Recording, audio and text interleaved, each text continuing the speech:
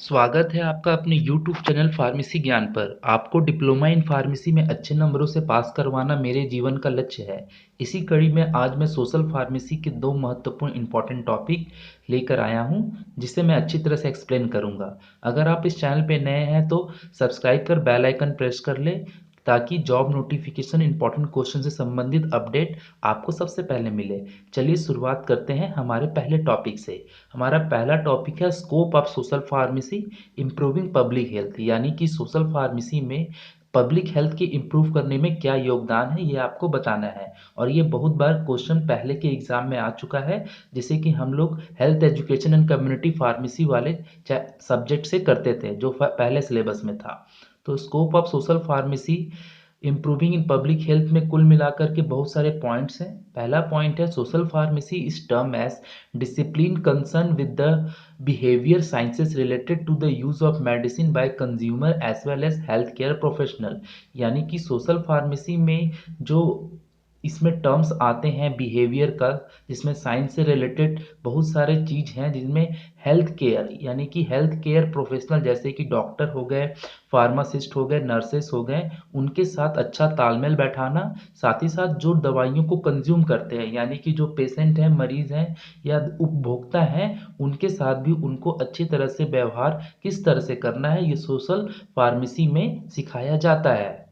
हमारा दूसरा पॉइंट है along with the behaviour and physiological perspective allied to pharmacy pharmaceutical administration area like pharmacy management and marketing are also fundamental component of social pharmacy. इसका अर्थ ये हुआ कि pharmacy से संबंधित जो भी व्यवहार हैं, यानी कि बिहेवियर हैं, तथा मनोवैज्ञानिक दृष्टिकोण यानी कि साइकोलॉजिकल पैरामीटर हैं, उनके साथ फार्मास्यूटिकल प्रशासन यानी कि जो फार्मास्यूटिकल एडमिनिस्ट्रेशन है, चाहे वो हॉस्पिटल का हो, चाहे वो किसी भी स्वास्थ्य केंद्र का हो, जैसे कि फार्मेसी प्रबंधन यानी कि फार्मेसी मैनेजमेंट एवं विपणन की सामाजिक फार्मेसी, यानी कि जो डिस्पेंस होती है दवाइयों का, जिनमें खरीद विक्रय और मरीजों को दवा देना शामिल है, उनके मूल रूप से घटक होते हैं। यानी कि ये इम्पॉर्टेंट पैरामीटर हैं सोशल फार्मेसी का, जिनमें फिजियोलॉजिकल, सोशोलॉजिकल, साथ ही साथ फार्मास्यूटिकल एडमिनिस्ट्रेशन और उसके साथ साथ फार्मेसी मैनेजमेंट के साथ तालमेल बैठाना फार्मेसी सोशल फार्मेसी का मूल उद्देश्य है। हमारा तीसरा पॉइंट है the acceptance of innovative patients oriented rules for pharmacy like medication adherence counselling and home medicine review focus on a patient centre rule. यानी कि हमें नए नए तरीके के इनोवेटिव आइडिया, साथ ही साथ जो भी नए नए तरीके के जर्नल्स हैं और उसके नए नए प्रकार के जो नए आइडिया हैं, जिनमें कि टेक्नोलॉजी का यूज़ करना, साथ ही साथ पेशेंट की काउंसलिंग, मेडिकल मेडिकेशन एडहेरेंस और साथ ही साथ घर पर दी जाने वाली सलाह में उनके साथ दी गई दवाइयों के प्रिस्क्रिप्शन के आधार पर मरीजों को अच्छी तरह से समझाना, ये सारे सोशल फार्मेसी के अंतर्गत आते हैं। हमारा चौथा पॉइंट है the information present in social pharmacy is very important to link the clinical and fundamental knowledge thought to the pharmacist. यानी कि सोशल फार्मेसी में जो नॉलेज प्रदान की जाती है, वह क्लिनिकल और साथ ही साथ फार्मासिस्ट के बीच में एक लिंक बनाता है, ताकि फार्मासिस्ट और जो हेल्थ केयर पेशेवर हैं, जैसे कि डॉक्टर और नर्सेस हैं, उनके बीच एक सामंजस्य स्थापित हो सके, एक अंडरस्टैंडिंग बन सके, ताकि मरीजों को उससे अधिक लाभ प्राप्त हो सके। पांचवा पॉइंट है a professional pharmacist is certified to incorporate his her knowledge and social communication skill for improving patient behaviour, treatment outcome and disease management. यानी कि फार्मासिस्ट अपने नॉलेज के आधार पर सोशल कम्युनिकेशन के जरिए पेशेंट के बिहेवियर और उसके ट्रीटमेंट और उसके बीमारियों को ठीक करने में महत्वपूर्ण भूमिका निभाता है। आइए अब बात करते हैं हमारे दूसरे महत्वपूर्ण टॉपिक, जिसका क्वेश्चन कई बार एग्जाम में आ चुका है, role of pharmacist in public health. यानी कि पब्लिक हेल्थ में फार्मासिस्ट की क्या भूमिका है, उसे आपको पॉइंट वाइज बताना है। पहला पॉइंट है they provide population based care, यानी कि जनसंख्या के आधार पर वो मरीजों को देखभाल देते हैं। दूसरा है they conduct disease prevention and control programme including medication safety programme in their institution and communities, यानी कि वो दवाइयों को डिस्पेंस करने के साथ साथ कुछ अदर एक्टिविटीज़ जैसे कि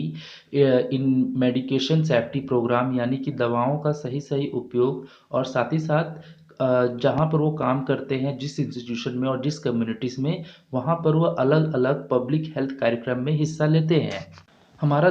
दूसरा पॉइंट है, माफ़ कीजिएगा तीसरा पॉइंट है कि the develop health education policies and programme within their institution concern with the need of patient health care professional community leader and the public, यानी कि फार्मासिस्ट जो होते हैं वो अलग अलग हेल्थ एजुकेशन पॉलिसी में और प्रोग्राम में हिस्सा लेते हैं जहाँ पे वो काम कर रहे हैं जिस इंस्टीट्यूशन में। साथ ही साथ वो पेशेंट और हेल्थ केयर प्रोफेशनल की मदद करते हैं, और साथ ही साथ वो एक कम्युनिटी लीडर की मदद करते हैं ताकि उनका जो प्रोफेशन है वो अच्छी तरीके से लोगों के काम आ सके।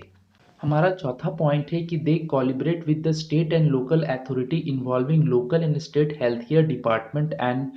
board of health to address local regional health care needs such as environmental hazards and emergency preparation program। Pharmacist अपने लोकल जो गवर्नमेंट के बॉडीज हैं साथ ही साथ प्राइवेट बॉडीज़ के हेल्थ डिपार्टमेंट के साथ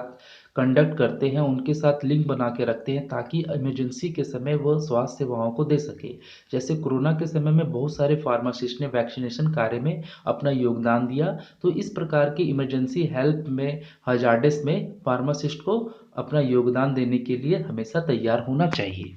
हमारा पांचवा पॉइंट है they advocate for sound legislation regulation and public policy related to disease prevention and management, यानी कि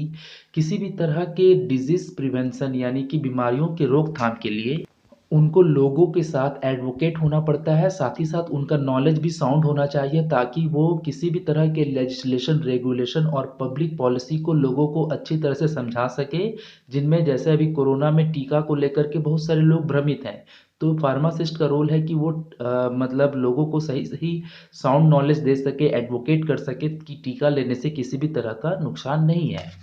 छठा है they involve in the population based research and also initiate camping for distributing new knowledge, यानी कि pharmacist का ये भी role है कि जनसंख्या के आधार पर रिसर्च करना और लोगों के अंदर और कुछ इस तरह के कैंपेन तैयार करना जिससे कि लोगों को